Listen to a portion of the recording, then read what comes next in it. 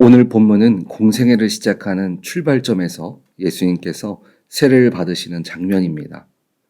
이 본문 1절을 보면 이때 예수께서 갈릴리로부터 요단강에 이르러 요한에게 세례를 받으시려 하시니, 이 예수님께서 나타나시면서 가야 할 장소가 정확하게 지정되어져 있다는 것을 우리는 알 수 있습니다. 오늘 예수님은 요단강에 가는 것이 목적이 아닙니다. 그 안에 회개를 외치며 돌아올 것을 선포했던 요한을 만나는 것이 가장 큰 목적이었습니다. 예수님은 요한을 통해서 세례받기를 원하셨습니다. 요한은 우리를 구원해 주실 메시아가 이미 이 땅 가운데 임했기 때문에 천국이 가까이 왔다는 것입니다. 그래서 많은 사람들에게 회개를 권유해 주고 있는 것입니다. 오늘 예수님의 행보는 30년 동안 목수의 아들로 지내셨던 사생애에서 3년간의 공생애 사역으로 전환되는 굉장히 중요한 분기점입니다. 당시 세례는 이방인이 유대인으로 개종을 할 때 세례를 받았습니다. 큰 죄인들이 회심할 때 세례를 받는 것입니다. 그리고 오늘날도 비슷한 개념을 갖고 있습니다. 그런데 죄가 없으신 예수님께서는 왜 세례를 받으시려고 했을까요? 육신을 입고 오신 예수님께서 구속사역을 이루시기 위한 준비로, 또 하나님의 권위 아래 순종함으로 세례를 받으신 것입니다. 그런데 그런 예수님의 뜻을 요한은 알지 못했습니다. 그래서 그는 14절과 같은 행동을 했던 것입니다. 말씀을 보면 요한이 말려 이르되 내가 당신에게 세례를 받아야 할 터인데 당신이 내게로 오시나이까. 이 방금 상황은 아랫사람인 내가 윗사람을 대접하는 것이 당연한 것인데 거꾸로 어른께 대접을 받는 것과 같은 상황을 말하는 것입니다. 요한은 예수님의 깊은 뜻을 알지 못했지만 한 가지는 분명하게 알고 있었습니다. 지금 내 앞에 계신 이가 하나님의 아들인 것과 또 오히려 자신이 그분께 세례를 받아야 할 사람이라는 것입니다. 그리고 그분은 죄가 없으신 분이라는 것입니다. 요한은 이전 구약의 말씀들을 통해서 우리들을 구원해 주실 메시아에 대해서 잘 알고 있었습니다. 그러나 그 과정은 정확하게 알고 있지는 않았습니다. 마태복음의 예수님의 사역들을 보면 우리들에게 자주 말씀하시는 것이 있습니다. 그것이 무엇이냐면 이루려 하심이리라 라는 말씀입니다. 구약의 약속의 성취들을 위해서 하나님께서 지금 예수님의 탄생부터 시작해서 돌아가시는 그 순간까지 등장하는 말입니다.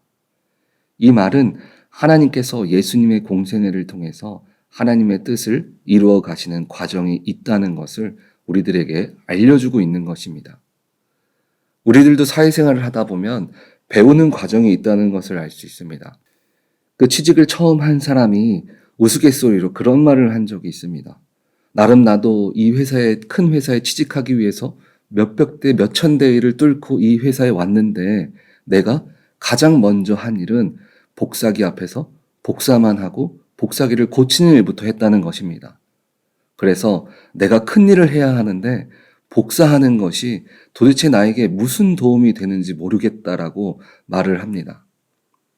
하지만 우리들이 나이에 맞게 초등학교, 또 중학교, 고등학교를 다니면서 그 과정에 맞는 공부를 배우는 것처럼 모든 일에는 준비되는 과정과 이루어지는 과정, 또 완성되는 과정이 있습니다.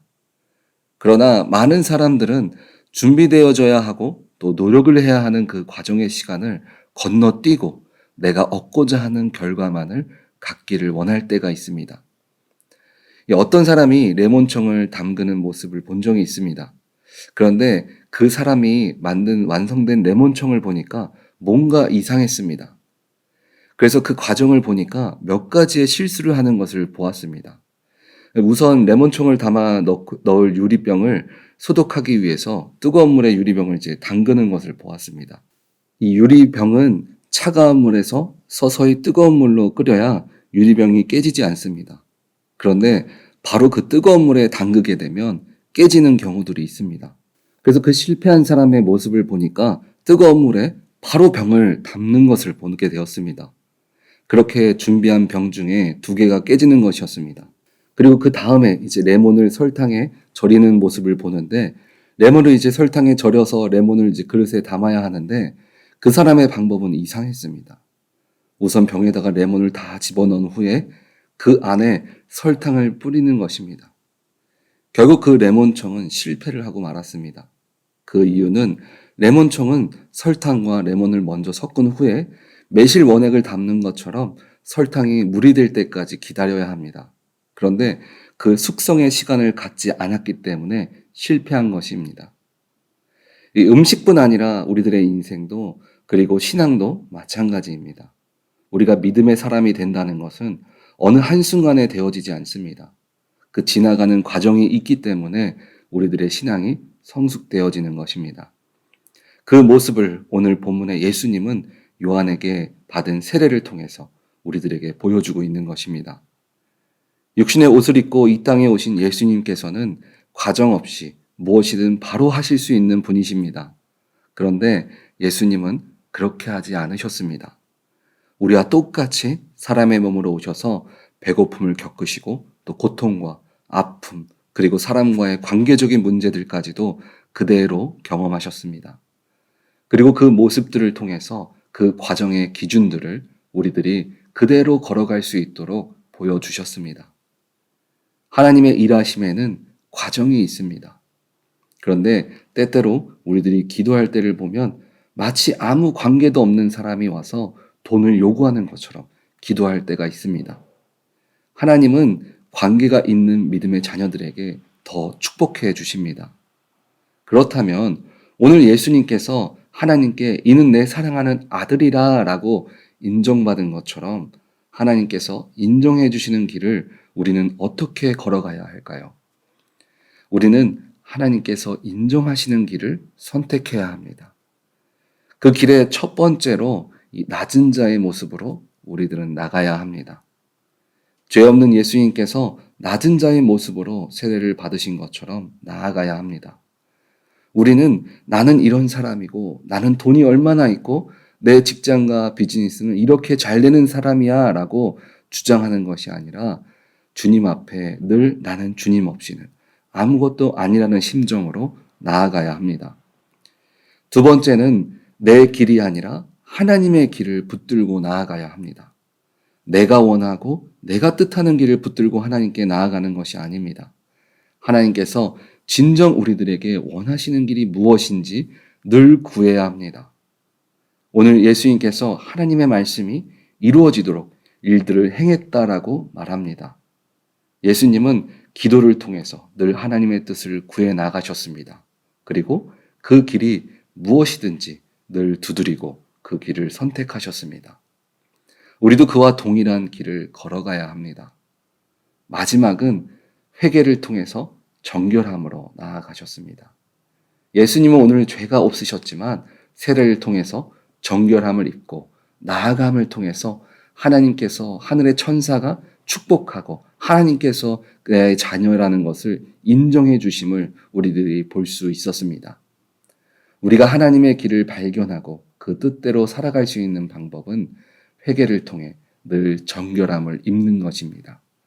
하나님의 인도를 받는 삶은 오늘 본문의 요셉처럼 내가 많은 지식을 갖고 행함이 많다고 되는 것이 아닙니다. 하나님의 뜻대로 걷는 자들에게 주님은 그 길을 인도해 주십니다. 우리 오렌지 한인교회 성도님들은 내가 원하고 뜻한 곳에 주님의 그곳에 임재하시기를 기다리는 자가 아니라 우리들이 먼저 주님의 앞에 정결함으로 주님의 뜻을 발견하는 준비된 자의 길을 걸어가시기를 주님의 이름으로 축원드립니다. 아멘. 오늘 말씀을 기억하시면서 같이 기도하시겠습니다. 하나님의 인도를 받는 길은 과정대로 가지 않고서는 받을 수 없습니다. 우리의 마음이 예수 그리스도의 이름으로 늘 회개하게 하시고 낮은 자의 모습으로 주님의 길을 늘 발견하는 우리를 되어지게 인도해 달라고 기도하시겠습니다. 두 번째는 자녀들을 위해 기도하겠습니다. 세상 가운데 짧은 길, 빠른 길이 아니라 주님께서 인도하시는 바른 길을 늘 선택하며 걸어갈 수 있는 우리 자녀들 될 수 있도록 인도해 달라고 다 같이 기도하시겠습니다.